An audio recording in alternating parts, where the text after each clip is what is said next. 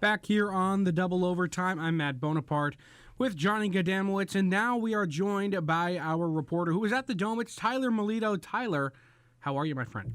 I mean, I'd be a little bit happier, Matt, that if Syracuse were able to pull out a win or at least make this game somewhat close, because frankly, they looked god-awful for the final three quarters of this game. But I get to be with two of my favorite people, so it makes up for it. Well, you're not alone in wanting Syracuse to have won that one. The first question I have for you, and it's a question that I think a lot of people have. What was the morale like for Drake Porter, and how did it reflect upon the defense for Syracuse today? You know, on television we didn't get to see it, or on radio, obviously we didn't get to see it. But with your own two eyes, what did Drake Porter look like, and how was his body language after he had quite a tough game? It seemed like after every goal, it was just a feeling of flabbergastement, arms up in the air, head drooping down. Like, he knows that he could be so much better, and he has shown us in the time he has had in between the pipes for SU that he is significantly better.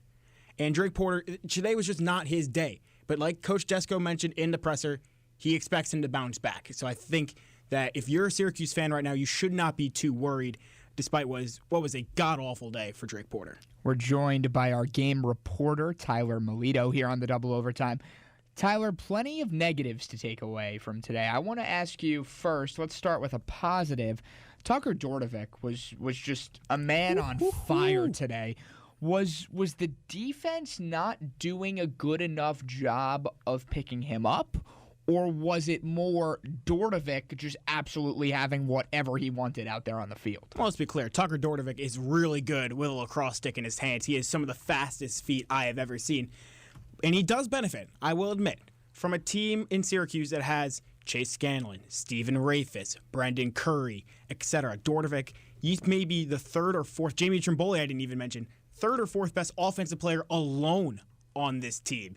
So there's only so many eyes you can guard or put on to one guy before someone else is going to be. And today it just happened to be Dordevic's day. Last year we saw at times it was Scanlon. Last year's times we saw it was Trimboli, Dordevic, Griffin Cook. God, I couldn't remember the name. It's been that long.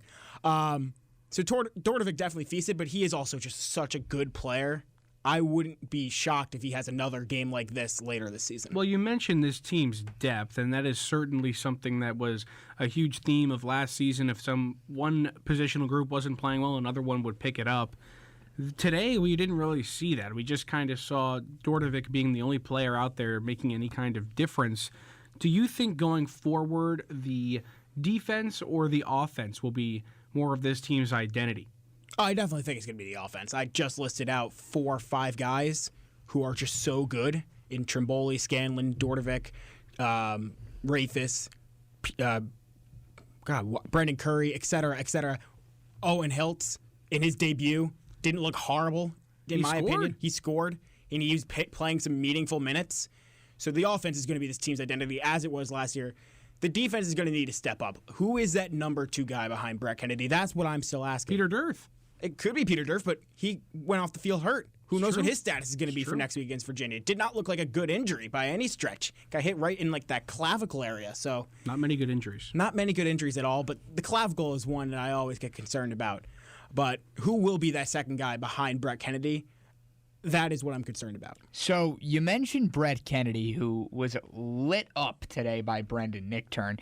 Next week in Virginia, they have a beast in Matt Moore, who has been scoring plenty of goals. He returns from last season, probably the best offensive playmaker for the Cavaliers. If you're head coach John Desko, are you giving Kennedy that assignment after a tough day today against Nichtern, or does perhaps someone else draw that tough matchup? I think you got to start with Brett Kennedy on Matt Moore, just simply because you got to show confidence in your number 1 defender. That is without question. Brett Kennedy is the number 1 defenseman on this Orange team, so you got to show confidence in that. Granted, if things start to go south, maybe you switch it off. With whom, I don't know. Maybe it's just the Syracuse changes the defense up entirely. They play more zone, or they throw someone else in the man-to-man coverage against Moore. But I would start out with Brett Kennedy just from the sheer fact of you got to show confidence. Johnny and I were talking about how this team, they're obviously incredibly talented. They just need to get their rhythm back. When do you think they'll get it back? Do you think they get it back by this Virginia game? Do you think they win that game? Or do you think it takes those unranked opponents, Vermont, Stony Brook, Hofstra, to them to get back in their stride? The Syracuse fan of me wants to say that they'll get it back in UVA and they'll come back, blow them out, it'll look good, and everyone will look at this Army game like, all right, Syracuse needed one game to warm up. But let's be clear here. Syracuse has a gauntlet of a schedule. They open up at against number 12 Army. They'll play UVA's ranked number 3 in the country right now? Correct. That's a tough way to start the season. So I would not be surprised if Syracuse drops that game as well. But I wouldn't be pushing the panic button if I was a fan of the Syracuse Orange right now because, frankly, Syracuse is going to have plenty of opportunities to show that they are the top team in the country. They still got to play Duke. They play Notre Dame twice. They'll play North Carolina. They'll play UVA again once more this season. And then the ACC tournament, assuming nothing gets postponed or canceled because of COVID-19. So if Syracuse loses this game against UVA, don't be surprised if they bounce back. If they win, that's great. You get a top 5 win in your second game of the season, and that is a great momentum builder into the remaining stretch of your season. Tyler, last one for me. I want to hit on Owen Hiltz a little more. This is a guy who was the number 2 recruit in his class. He saw a decent amount of playing time today, scored a goal in his debut. What's his role on this team moving forward? And when he is able to sub in, who's the guy that if perhaps he even squeaks his way into the starting lineup here or there, he's replacing? Is it a Griffin Cook? And do you see that happening anytime in the near future? Because Cook had a quiet game today. Cook did have a quiet game today, but what was interesting was when Hiltz was on the field, it was more so as a midi. It was not so much as his attackman listed position. And that's frankly because Syracuse has so many good attackmen. You can't just throw a freshman into the fire and be like, yeah, you could be better than any of these guys who have proven themselves consistently at the college level. But I do think it's going to be Griffin Cook that he replaces. Definitely not going to be Chase Scanlon. Let's be clear. Chase Scanlon is far and away the best offensive player on this team. We've seen it. Quiet game today, but we've seen him light up the scoreboard. He had 6 goals in their scrimmage. Coach Jesko was saying earlier this week. If you replace him with Stephen Rafis with Hiltz, that means you're changing the offense entirely because Stephen Rafis is the best facilitator, maybe in the ACC. He is very good. He is very good.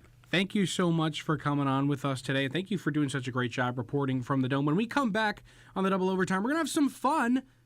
It's the 10 for 10. Stay tuned.